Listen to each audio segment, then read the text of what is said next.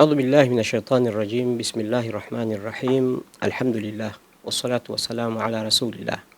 اللهم صل وسلم وبارك عليه وعلى آله واصحابه أجمعين وبعد. Assalamu alaikum wanamizani popote mlipo. Taarifa tulionayo hii leo ni yale tu yanayoendelea katika Mashariki ya Kati katika vita vilivyoanzishwa na Marekani na Israel dhidi ya Jamhuri ya Kiislamu ya Iran. Jeshi la Iran hii leo siku ya Jumamosi tarehe 28 Machi 2026 limewaonya watu wote wanaofanya kazi katika viwanda, taasisi za kifedha au wanafanya kazi au kuishi jirani na kambi za majeshi ya Marekani au maslaha yoyote yale ya Marekani na Israel kote Mashariki ya Kati kufanya haraka kuondoka katika maeneo hayo.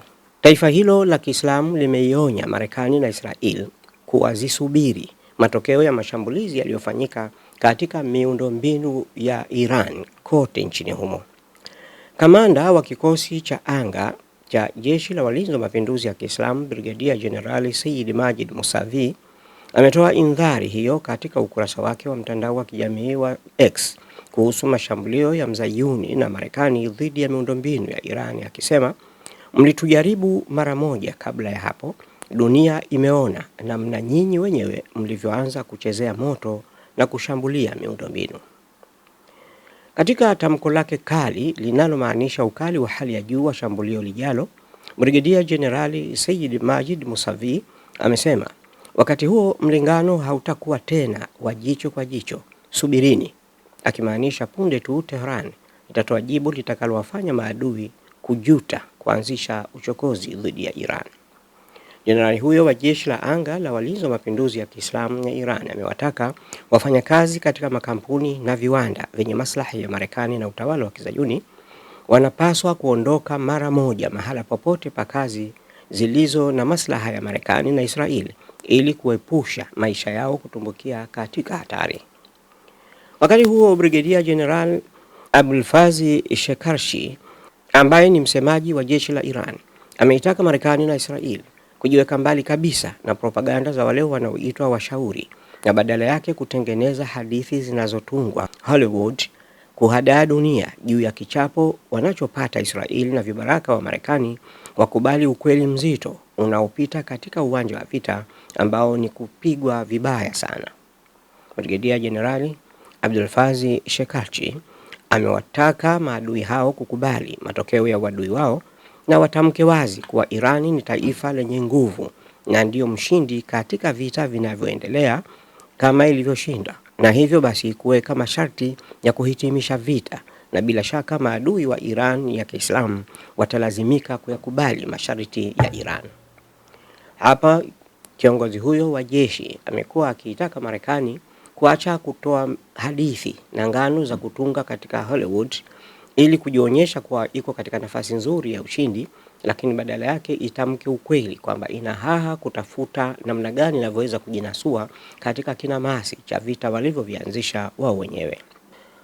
Hali kadhalika, mnamo Machi 27, 2026, vyombo vya habari viliripoti mashambulizi makubwa ya Israel katika Tehran, mashambulizi ambayo yamesababisha ongezeko kubwa la maafa ndani ya Iran na Lebanon, huku Marekani ikiongeza shinikizo la kutangaza kila mara ushindi wa vita mezani. Jeshi la Israel limethibitisha kufanya mashambulizi makubwa katikati ya mji mkuu wa Iran, Tehran, huku milipuko mikubwa ikisikika na moshi mzito ukionekana juu ya anga la mji mkuu huo na hata pia katika nchi jirani ya Lebanon, mjini Beirut. Mashambulizi hayo yanakuja kufuatia vita vilivyoanzishwa na Marekani na Israel mwishoni mwa mwezi uliopita wa Februari. Mashambulizi yaliyofanywa siku ya Ijumaa Machi 27, 2026 yanatokea siku moja tu baada ya rais wa Marekani Donald Trump kuahirisha tishio lake la kushambulia mitambo ya nishati ya Iran aliyoitaka kujisalimisha kwa kukubaliana na mpango wake wa kusitisha vita wenye vipengee 15. Trump amesema ameongeza muda hadi Aprili 6 ili Iran ifungue tena mlango wa bahari ya Hormuz ambao ni njia hiyo muhimu ya kimkakati, akidai mazungumzo yanaendelea vizuri, ingawa Iran inasisitiza kuwa hakuna mazungumzo yoyote yaliyoendeshwa au yanayoendeshwa kuhusu pendekezo la Marekani ya kuvimaliza vita hivyo vilivyoanzishwa na Marekani na Israeli. Rais wa Marekani Donald Trump amekuwa kila mara akitangaza ana mazungumzo na Iran, mazungumzo ambayo yana nia ya kusimamisha vita vinavyoendelea hivi sasa. Lakini Iran pia imepinga kila mara kwamba haijawahi kuwa na mazungumzo wala kutaka kuwa na mazungumzo na serikali ya Marekani, kwa sababu hakuna kona inayoweza kuifanya au dirisha linaloweza kuwafanya wa Iran wawe na imani na ahadi wanazopeana na Marekani. Kwa sababu ya kulemewa na ukubwa wa vita na matokeo ya vita ambayo hesabu zake hazikuwa sawa sawa, Marekani imejikuta imeingia katika vita ambavyo haiwezi kujinasua kutokana na mashambulio makubwa yanayofanywa na Iran dhidi ya Israel na mahali popote palipo na maslaha ya Marekani katika Mashariki ya Kati. Trump ameongeza kusema kuwa anaipa Iran hadi Aprili 6 iwe imeshafungua mlango wa Hormuz, jambo ambalo Iran imelikanusha kwamba haikuzungumza naye wala haitokwenda chini ya masharti ya Marekani, bali Marekani na Israel ndio wao wanaostahili kufuata masharti yanayotolewa na Iran katika kumaliza vita hivyo. Wakati huo huo, maelfu ya wanajeshi wa Israel wamevuka mpaka na kuingia Lebanon, wakilenga kudhibiti eneo lote kusini mwa mto wa Litani, takriban kilomita 30 kutoka mpaka wa Israel na Lebanon. Mapigano yameongezeka kwa kasi na hali ya kibinadamu inazidi kuwa mbaya zaidi pande zote mbili. Takwimu za hivi karibuni zinaonyesha kuwa zaidi ya watu 1900 wameuawa nchini Iran, karibu watu 1100 nchini Lebanon na 18 nchini Israel. Wanajeshi watatu wa Israel wameuawa Lebanon, huku wanajeshi 13 na wa Marekani wakiripotiwa kupoteza maisha. Mamilioni ya watu wa Iran na Lebanon na Israel pia wanalazimika kuyahama makazi yao. Kwenyewe nchini Israel, shinikizo la ndani pia limeongezeka. Kundi la wazazi na wanajeshi limemwandikia barua mkuu wa majeshi ya Israel likitaka kusitishwa kwa operesheni za ardhini nchini Lebanon, wakisema wanasiasa wako tayari kutoa kafara watoto wao. Hata hivyo, maafa yanayopelekwa na makombora ya Iran ndani ya Israel ni makubwa sana, ambapo zaidi ya watu wapatao milioni 3 wavamizi wa Kizayuni wanaoishi katika ardhi zilizotekwa na kukaliwa isivyo halali na Israel wameyakimbia makazi yao, na hakuna mahala popote ndani ya Israeli ambapo ni salama kwa makazi ya binadamu. Israeli imekuwa ikijaribu hata kwa vitisho kuzuia taarifa za kichapo cha mbwa koko kinachoshuhudia, ikiwa ni pamoja na kusambaratishwa kabisa mfumo wa udhibiti wa anga na kuifanya Iran kuwa na uwezo wa kushambulia mahala popote inapokusudia ndani ya Israeli. Mashirika ya kibinadamu yanazungumzia maafa makubwa sehemu zote mbili, ambako shirika la NRC linasema maeneo mengi ya mjini Tehran yameharibiwa vibaya na mamilioni ya watu wako hatarini, ingawa wananchi wa Iran mara kwa mara wanakuwa wakijitokeza na kufanya maandamano ya hapa na pale wakipinga jeshi lao kuingia mapatano ya aina yoyote katika kusikilizana namna ya kusitisha vita baina yao na Marekani na Israeli. Wahudumu wa misaada ya kibinadamu nao hawako salama ndani ya mapigano hayo. Kufikia jana siku ya Ijumaa Machi 27, Wizara ya Afya ya Iran iliripoti vifo 23 na majeruhi 112 miongoni mwa wahudumu wa afya, huku shirika la Msalaba Mwekundu likisema kuwa kumekuwa na kifo kimoja na majeruhi 14 miongoni mwa wahudumu wa misaada ya haki za binadamu hadi hii leo. Mapigano yamewalazimu watu kuhama na kwenda maeneo salama zaidi, jambo ambalo linaongeza hatari zao na mara nyingi kukatiza upatikanaji wao wa mahitaji muhimu, huduma za msingi na njia za kujipatia riziki. Kwa upande mwingine, Iran imezindua tena mashambulizi ya makombora kuelekea Israel na tahadhari zimetolewa Bahrain na Qatar. Nchini Kuwait, bandari ya Shuwaikh imeharibiwa kabisa na shambulio kutoka Iran, huku meli ya mizigo ya Thailand iliyoshambuliwa na Iran ikiripotiwa kukwama baada ya wahudumu wake kuikimbia. Wakati huo huo, na katika kutapatapa kwake, Rais wa Marekani Donald Trump mara hii sasa anasema kuwa anaendelea kutafuta njia ya kujitoa katika vita na Iran. Amekuwa akitoa kauli zinazokinzana kwa kiasi kwamba Sasa anasema hana hakika kama atafikia muafaka na Iran. Katika siku chache zilizopita alidai mazungumzo na Iran yanaendelea tena vizuri sana. Katika kikao chake na baraza la mawaziri la Marekani alisema kuwa Iran ilikuwa inatuomba sana kufikia makubaliano na kwamba hakuna uhakika kama Marekani ilikuwa tayari kufikia makubaliano hayo.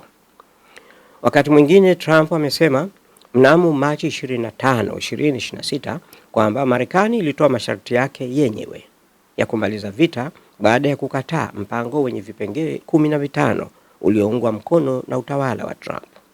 Israel nayo imedai kumuua mkuu wa jeshi la majini la IRGC aliyekuwa na jukumu la kuzuia mlango wa bahari ya Hormuz, lakini pia Israel haikutoa ufafanuzi ikiwa kama kifo cha kamanda huyo kimefungua mfereji huo wa Hormuz. Hata hivyo, Israel haikutoa hakikisho lolote kwamba kuuliwa kwa kamanda huyo wa IRGC ambaye alikuwa na jukumu la kulinda mfereji wa Hormuz, kwamba baada ya kifo chake sasa mfereji uko wazi. Hayo yakiendelea, Pakistani nayo imesema inawasilisha ujumbe wake kati ya Iran na Marekani kutafuta namna ya kuzikutanisha pande hizo ili kuweza kujaribu kutafuta njia ya kukomesha vita. Marekani inatafakari chaguo la kijeshi kwa pigo la mwisho dhidi ya Iran ambalo linaweza kujumuisha matumizi ya majeshi ya ardhini na kampeni kubwa ya mabomu. Lengo la kuanzishwa kwa vita baina ya Israel na Marekani dhidi ya Iran ilikuwa ni kuangusha utawala wa Kiislamu unaotawala Iran. Katika mahesabu yaliyopigwa ambayo inaonekana dhahiri kuwa hayakuwa mahesabu sahihi, walilenga kumuua kiongozi mkuu wa Iran ambaye iliaminika kwa pande hizo mbili kwamba atakapokuwa ameuliwa yule kiongozi mkuu pamoja na majenerali wakubwa wa jeshi, tayari nchi itaingia kuwa haina uongozi na itasambaratika na utawala wa Kiislamu utaanguka. Lakini badala yake utawala huo umezidi kuwa imara na umekuwa ukiendelea kuongoza hadi hii leo. Hilo la kwanza. La pili, Trump alisema kuwa Iran tayari imekushamalizika. Haina jeshi la anga, jeshi la majini na kadhalika. Haina mahala, haina makombora, yote yamemalizika, kila kitu kimekwisha katika Iran na hakuna uongozi. Lakini Trump huyu ndio leo anasema kwamba ana mazungumzo na Iran. Kama watu wote Irani walikusha kufa, viongozi hakuna. Anayezungumza naye Trump kule Irani ni nani, wakati viongozi wote yeye Trump anadai kuwa hawapo na walikusha ondoka? Kuhusu uvamizi wa majeshi ya ardhini ya Marekani na Israeli nchini Iran, viongozi wa Irani wamewakaribisha wa Marekani na Israeli kuingia humo ili wakakutane na matokeo wanayoyatarajia. Katika hali isiyokuwa ya kawaida, wa Irani zaidi ya milioni 2 tayari wamejiandikisha hadi mwishoni mwa wiki iliyopita. Katika kipindi cha siku 2 tu, wa Irani milioni 1 tayari wamekushajiandikisha kama askari wa kujitolea kuwasubiri wa Marekani na Israeli waingie katika ardhi yao.